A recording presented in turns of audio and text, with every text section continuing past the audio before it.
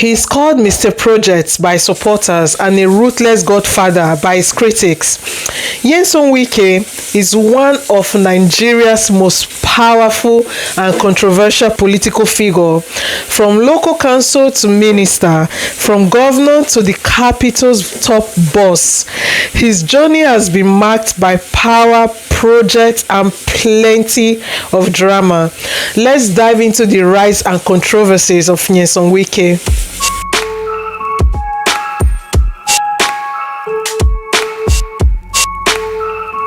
So, according to the internet, he was born on the 13th of December 1964 in Rivers State.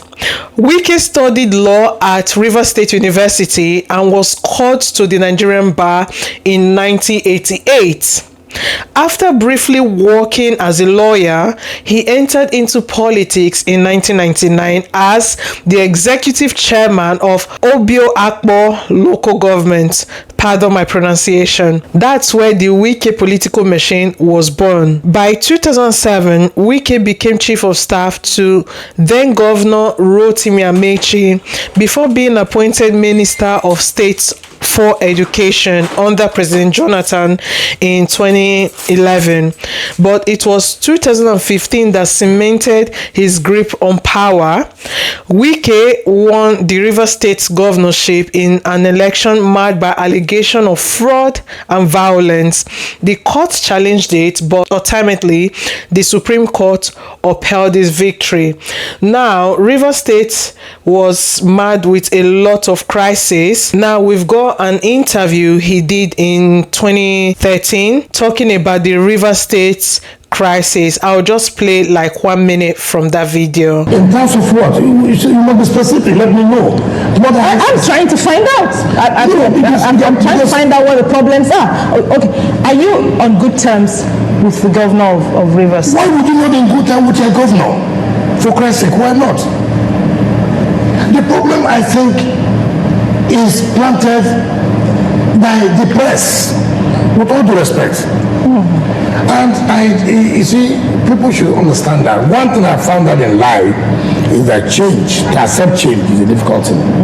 You know that very well. What is permanent, you know, is change. True. It must come. And when it comes, it is not easy for people to accept. People will always react. And it's natural.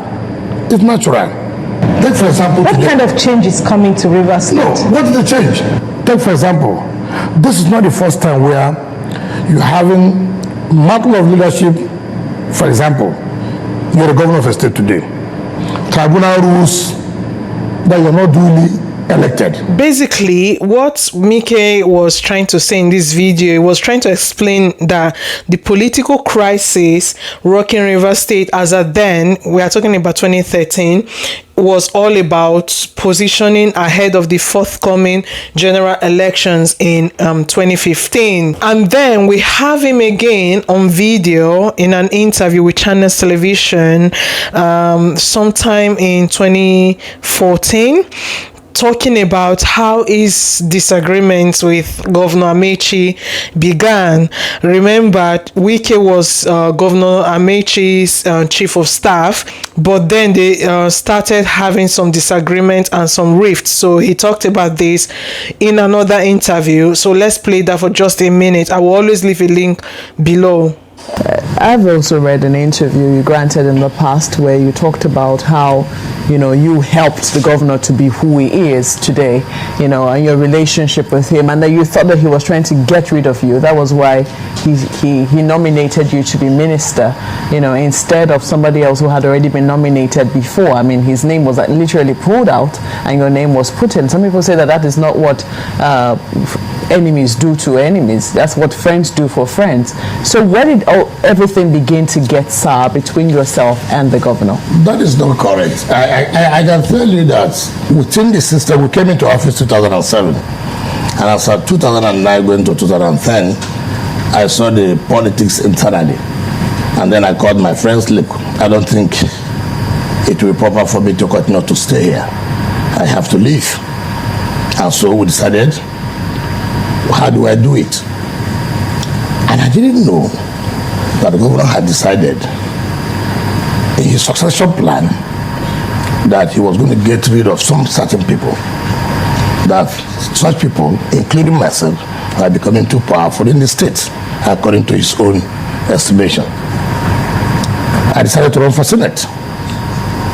Before I decided to run for Senate, Mr. Peter Sadakuku has come to my house to tell me that it's interesting to know that the year prior to this, because this was in 2014, but the interview I played earlier, he was trying to say that there was no animosity between him and Governor Amechi, while here he's now admitting that something is going on. So let's move on. So like I said previously, his 2015 governorship election was marred with a lot of allegations of corruption and all that, but let's just quickly watch a clip from Channels Television still on how the courts affirmed Wike's victory. As lawyers await the verdict of the court on the elections of Governor Nyesom Wike of Rivers, Senator Ibikunle Amosun of Ogun State, and Mr. David Umahi of Ebonyi State. The proceedings opened with arguments of the parties. Lawyer to Governor Wike in his argument told the court that the use or non-use of the card reader cannot be a ground for nullifying an election. This position was adopted by the lawyer representing the People's Democratic Party and INEC. Arguing on points of law, lawyer to the all-progressive candidate, Mr. Dakuku Peterside, insists that the election was marred by widespread violence and multiple voting. After listening to the arguments, Justice Kudirat Kekere Ekun set aside the judgment of the appeal court, which upheld the nullification of Mr. Wike's election by an election petition tribunal. Lawyers to Governor Wike and the People's Democratic Party comment on the judgment. We have had a long journey.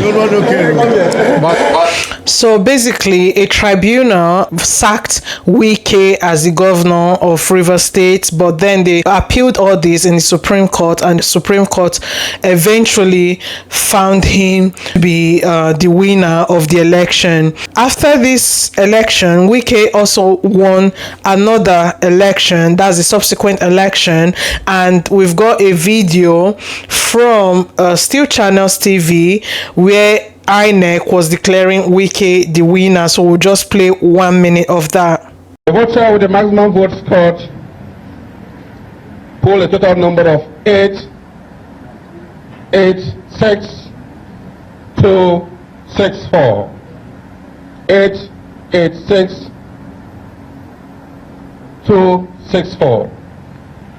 The second polled the maximum number of votes of 173,859. 173,859. The margin of lead with this vote. But anyway, you got the trail. Love him or hate him, according to lovers of Wike, he changed Rivers State's landscape from over a dozen flyover to major healthcare upgrades and a new Nigerian law school campus. His infrastructural drive earned him the nickname Mr. Project. Even President Buhari's administration honored him for it. So here we've got an article from the Business Day. It says, how I built 12 flyovers, also pumped 17 billion naira to build law school campuses in Port Harcourt. Wike.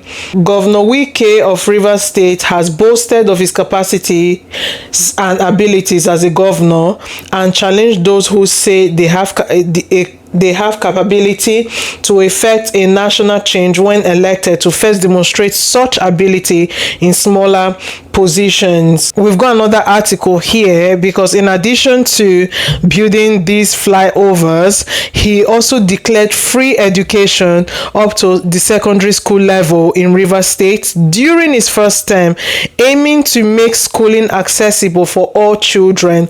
This was published in 2019, and as you can see, see the headline. It says Governor Wike declares free primary secondary education in Rivers. In a bid to increase access to quality education, Rivers State Governor has announced the total abolition of all forms of fees and levies in public primary and secondary schools across the state. So that's amazing, to be honest. We've got another article of him talking about how he built the Nigerian law school that Amechi government rejected. He says the governor spoke at the commissioning of the new Dr. Nabo campus of the Nigerian law school in Rumueme, Port Harcourt, as part of a week-long unveiling of legacy project with 6 months to the end of the governor's 2 terms administration. The governor narrated how attending a court to bar at the Nigerian Law School in Abuja led to the establishment of the New Rivers campus. As the Nigerian body of benchers filed into the hall, according to him, he could not help but notice the poor state of the surroundings. Now, his administration attracted some new business investments and carried out reforms that supporters say led to the economic growth and job creation. We also have another fact about Wike. He took particular interest in sports development. He actually merged 2 state-owned football clubs to form Rivers State United FC. He actually merged the Sharks and the Dolphins to form Rivers United FC. That's the article over there. And these football club actually went on to win the Nigerian Professional Football League title, which was the first league victory by a Rivers team in decades. And here we've got a video from the team talking about it. The 2021-2022 Nigerian Professional Football League season has been concluded, with Rivers United FC crowned champions. So the celebration starts here from the supporters' end of the Rivers United Football Club, and lots of traditional support. The fans are really happy. It's really a nice time for the fans of Rivers United. Wonderful time out for them. Supporters Club of Rivers United. It's the official coronation of Wike's achievements garnered him several accolades. For instance, the Sun newspaper named him Governor of the Year in 2017 for his performance. That's the article, 6th of December. The Sun Governor of the Year award, a big motivation for Wike. That's him receiving the nomination letter. So behind the achievements lie serious shadows, allegations of corruptions traced back to his days as the local government chairman and Minister of Education. Reports of fraud in contract and coercion of school funds sparked public outcry. His 2015 and 2019 elections were heavily criticized for violence and rigging. And who could forget when he personally ordered the demolition of hotels during the COVID lockdown? So that's an article from the Obin One Name News. It says Wike's tenure as the chairman was marked by allegations of corruptions and abuse of power, which laid the foundation for his controversial political career. So this is an article still from the Premium Times. It says Rivers government demolishes 2 hotels for allegedly flouting COVID-19 order. The Rivers State government on Sunday demolished 2 hotels in the state for the whatever. And when asked about this, he dismissed the criticism and said that he was acting in good faith. And this is from the Cable Nigeria. Notably, in 2013, a civil society group, the Civil Society Network Against Corruption, or CSNAC, filed a petition urging Nigeria's anti-graft agency to investigate Wike's conduct as Minister of State for Education. It says the contract for the building of Almajiri schools and supply of textbooks was alleged to have been allocated to the front of Chief Wike, which is clearly in conflict of interest with regards to its position position as Minister of State at Federal Ministry of Education. And again, we've got here, it says Mr. Wike also allegedly coerced principals of federal government colleges across the country to remit 40%, an increment from 15% of the allocated funds, the petition says. This implies that out of the 16 billion Naira quarterly allocation to federal schools in 2012, a return of about 6 billion Naira went to Mr. Wike, the petition added. And we also have another allegation in the 2015 Rivers gubernatorial election, which brought Wike to power, was described by observers as highly violent and deeply flawed. And that was why, like I stated initially, a tribunal sacked Wike as Rivers State governor, which ultimately he was then reinstated by the Supreme Court. That's an article from the Premium Times. I'm not going to read everything. Now, we've got here that his opponents, then Dakuku, Peter Side, and the APC presented evidence suggesting that the official results were massively inflated. According to their challenge, while Wike was declared to have over 1 million votes, the number of accredited voters was only around 292,000, pointing to blatant rigging. Similarly, Wike's 2019 re-election was chaotic. That year, international observers and civil society groups condemned the violence and military interference in Rivers' election process. The Independent National Electoral Commission, INEC, suspended the collation of results in Rivers for days due to shooting and abductions at polling stations, and dozens of people were killed in election-related clashes in the state. That's an article from 2019 general election. The army staged a coup against Rivers State, Wike says. And we've got another article here by The Punch. It said, Sodia stopped us from monitoring Rivers polls, EU observers. And we've got another one here. It says, widespread violence ushers in president's new term. Wike's fallout with PDP in 2022 shook Nigerian's political scene.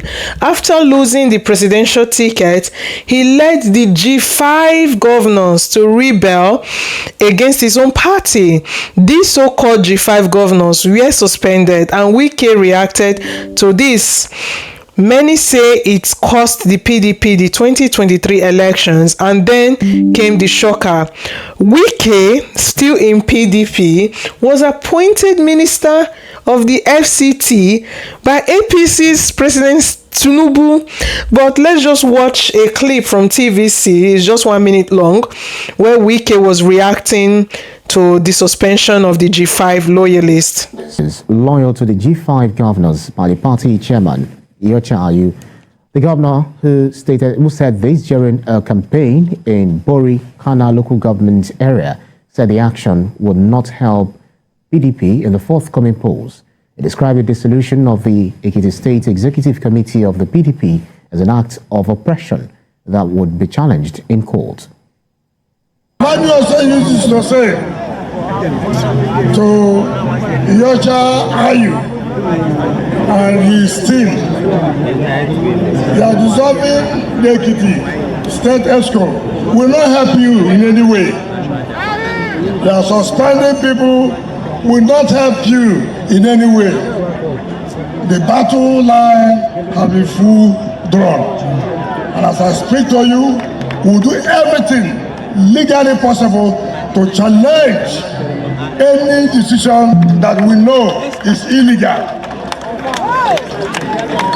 In 2024, his clash with his successor, Fubara, exploded. Fubara tried to escape Wike's grip. Wike's loyal lawmakers moved to impeach him. Fires broke out at the assembly. The Supreme Court stepped in, and now Wike is seen by many as a godfather who just can't let go of power. I've covered the fallout with Fubara extensively in my previous video. I will add a link below so that you can go have a refresher. To some, he's a no-nonsense leader who gets things done, just like when he demolished 2 hotels for flouting the COVID-19 rules. To others, he's a bulldozer, both literally and politically. From local heroes to fierce critics, Nigerians are split, but no one can deny this. Nyesom Wike is a political force you can't ignore. What do you think about Wike? A bold visionary or a power-hungry strongman? Let us know in the comment section. Please comment, share. The more you share, the more you encourage me to do better. And please share with me who you would like me to do a deep dive on. Don't forget to like and also subscribe and turn on the notification bell for more deep dives into Africa's political story. Thank you. Bye.